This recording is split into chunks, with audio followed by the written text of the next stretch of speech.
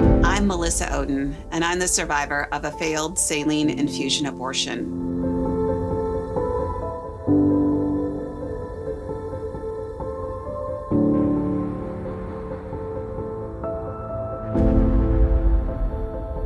In August of 1977, my biological mother, as a 19-year-old college student, had this abortion forced upon her against her will by her mother, my maternal grandmother.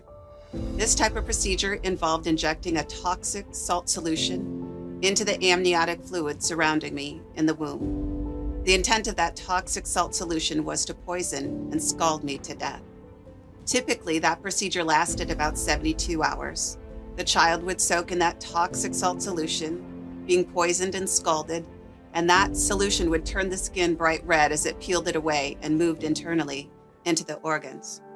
After the child's life was successfully ended, they would induce labor with the intent of that deceased child then being expelled from the womb.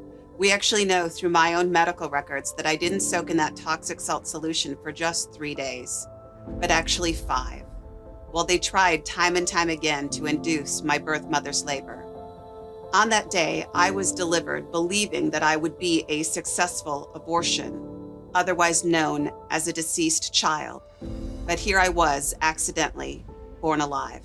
When I was delivered alive in that abortion procedure, I weighed a little less than 3 pounds, 2 pounds, 14 ounces, which indicated to the medical professionals that my birth mother was much further along in her pregnancy than the 18 to 20 weeks that the abortionist had written on my medical records. And in fact, when a neonatologist examined me, he remarked he estimated me to be about 31 weeks.